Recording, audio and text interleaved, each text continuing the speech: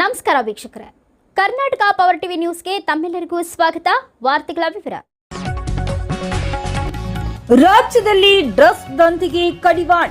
ಗೃಹ ಮಂತ್ರಿ doctor G Parameshwar ಹೇಳಿಕೆ. ಬೆಂಗಳೂರು ನಗರ ಸೇರಿದಂತೆ ರಾಜ್ಯಾದ್ಯಂತ ಪೊಲೀಸರು ನಿರಂತರವಾಗಿ ವಿಶೇಷ ಕಾರ್ಯಾಚರಣೆಗಳನ್ನು ಕೈಗೊಂಡು ನೂರಾರು ಪ್ರಕರಣಗಳನ್ನು ದಾಖಲಿಸುತ್ತಿದ್ದಾರೆ.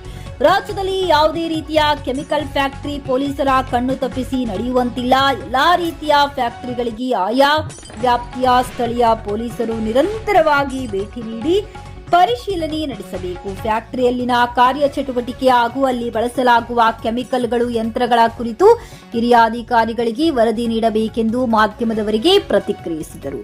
ವರದಿಗಾರರು ಮೊಹಮ್ಮದ್ ರಫಿ, ಬಳ್ಳಾರಿ ಜಿಲ್ಲೆ. ಸೂಚನೆ ಕೊಟ್ಟಿದ್ದೇನೆ. ಇಡೀ ರಾಜ್ಯದಲ್ಲಿ ಎಲ್ಲ ಪಟ್ಟಣಗಳಲ್ಲಿ ಎಲ್ಲೆಲ್ಲಿ ಕೆಮಿಕಲ್ ಫ್ಯಾಕ್ಟರಿಗಳಿದ್ದಾವೆ ಅವೆಲ್ಲವನ್ನು ಕೂಡ ನೀವು ವೆರಿಫೈ ಮಾಡಬೇಕು. ಆಗಿದ್ದಾಗೆ ವಿಸಿಟ್ ಮಾಡಬೇಕು ಮತ್ತು ರಿಜಿಸ್ಟ್ರಿಯಲ್ಲಿ ಅದನ್ನ ಎಂಟ್ರಿ ಮಾಡ್ಕೋಬೇಕು.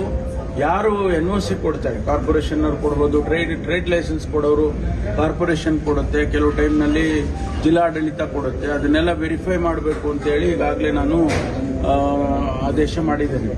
ಅದನ್ನ ಮಾಡ್ತಾ ಇದ್ದಾರೆ, ಪ್ರಾರಂಭ ಮಾಡಿದ್ದಾರೆ. NCB ಮಾದರಿಯಲ್ಲಿ ಸ್ಪೆಷಲ್ ವಿಂಗ್ ಬೇಕು ಅಂತೇಳಿ ಒಂದು ಮಾದಕ ವಸ್ತುಗಳ ನಮ್ಮ ಹತ್ರ ಇದೆಯಲ್ಲ. Already we have enough and more organisations. ಅದೆಲ್ಲ ಏನ್ ತೊಂದರೆ ಇಲ್ಲ, ಕೆಲಸ ಮಾಡಿಸ್ಬೇಕು ಅವ್ರ ಹತ್ರ ಅಷ್ಟೇ. ಈಗ ಮೈಸೂರು ಮೊನ್ನೆ ಸೀಸ್ ಆಗಿದ್ದು, ಮೈಸೂರು ಸೀಸ್ ಆಗಿದ್ದೀವಿ ನೋಡಿ. ಎರಡು ಭಾಗ ಇದೆ ಅದರಲ್ಲಿ. ಅವರು ಇಲ್ಲಿ ಬಂದು ನಮ್ಮವ್ರನ್ನೂ ಕರ್ಕೊಂಡು ಹೋಗಿದ್ದಾರೆ ಜೊತೆಯಲ್ಲಿ. ಅವರು ರೈಡ್ ಮಾಡುವಾಗ ಅವರ ಪ್ರಕಾರ ಮೊದಲನೇ ಫಸ್ಟ್ ಇನ್ಫಾರ್ಮೇಶನ್ ಪ್ರಕಾರ ಯಾವುದೂ ಡ್ರಗ್ಸ್ ಅಲ್ಲಿ ಸಿಗಲಿಲ್ಲ. ಅಲ್ಲಿ ಫಿನೈಲ್ ಮ್ಯಾನುಫ್ಯಾಕ್ಚರ್ ಮಾಡ್ತಾ ಇದ್ರು ಮತ್ತು ಅದಕ್ಕೆ ಬೇಕಾದಂತ ಕಾಸ್ಟಿಕ್ ಸೋಡಾ ಮತ್ತು ಕೆಮಿಕಲ್ಸ್ ಮಾತ್ರ ಸಿಕ್ತು. ಅಲ್ಲಿ ಯಾವುದು ಡ್ರಗ್ಸ್ಗೆ ಅಂದ್ರೆ ಈ ನಮ್ಮ ರೆಗ್ಯುಲರ್ ಡ್ರಗ್ಸಿಗೆ ಸಂಬಂಧಪಟ್ಟಂತದ್ದು ಯಾವುದು ಮೆಟೀರಿಯಲ್ ಸಿಗಲಿಲ್ಲ ಅಂತ ಹೇಳಿ ಮೊದಲನೇ ವರದಿ. ಆ ಸಂದರ್ಭದಲ್ಲಿ ನಮ್ಮ ಕಮಿಷನರೇಟ್ ನಿಂದ ಕೂಡ ಇದ್ರು, ಸ್ಟಾಫು ಮತ್ತು IB-ನವರು ಇದ್ರು ಅಂತ ಹೇಳಿದ್ರು. ಅಂದ್ರೆ ಇಂಟೆಲಿಜೆನ್ಸ್ ಬ್ಯೂರೋನವರು ಕೂಡ ಜೊತೆಯಲ್ಲಿದ್ರು. ಆಗೆಲ್ಲೂ ರೆಕಾರ್ಡ್ ಆಗಿಲ್ಲ. ಅವರು ವಾಪಸ್ ಹೋದ್ಮೇಲೆ ಅಲ್ಲಿಂದ ಒಂದು ಪ್ರೆಸ್ ರಿಲೀಸ್ ಮಾಡಿದ್ದಾರೆ, ಮೈಸೂರಲ್ಲಿ ಡ್ರಗ್ಸ್ ಸಿಕ್ತು ಅಂತ. ನಾವು ಅದನ್ನ ಕೌಂಟರ್ ಮಾಡುದು.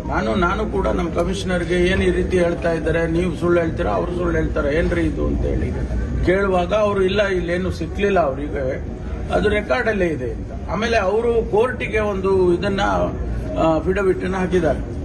ಅದರಲ್ಲಿ ಡ್ರಗ್ಸ್ ಸಿಕ್ಕಿದೆ ಅಂತ ಏನು ಹೇಳೇ ಇಲ್ಲ. ಅದಕ್ಕೆ ಸಿಗ್ನೇಚರ್ ಕೂಡ ಈವನ್ ಜಡ್ಜ್ ಕೂಡ ಸಿಗ್ನೇಚರ್ ಮಾಡಿಲ್ಲ. ಅದರಿಂದ ಡ್ರಗ್ಸು ಆ ರೈಡ್ ನಲ್ಲಿ ಎಲ್ಲೂ ಸಿಗ್ಲಿಲ್ಲ ಅಂತಕ್ಕಂಥದ್ದು ನಮ್ಮವ್ರು ಹೇಳಿರ್ತಕ್ಕಂಥ ಮಾಹಿತಿ.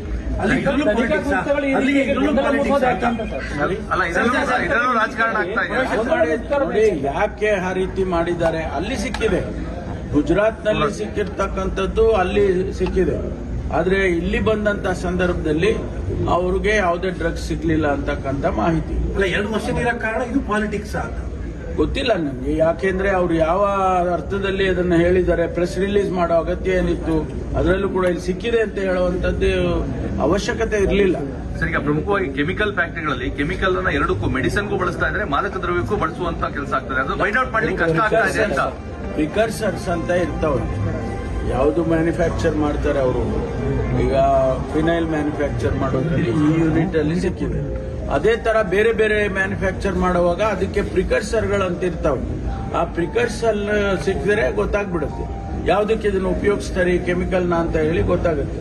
ಅಂತಿಮವಾಗಿ ಫೈನಲ್ ಪ್ರಾಡಕ್ಟ್ ಬರೋದಕ್ಕಂತ ಕಾಯ್ಬೇಕಾಗಿಲ್ಲ. ನಮಗೆ ಪ್ರಿಕರ್ಸರ್ ಸಿಕ್ಕಿದ್ರೆ ಗೊತ್ತಾಗುತ್ತೆ. ಈಗ ರಾಜಕಾರಣಕ್ಕೆ ಬರೋದಾದ್ರೆ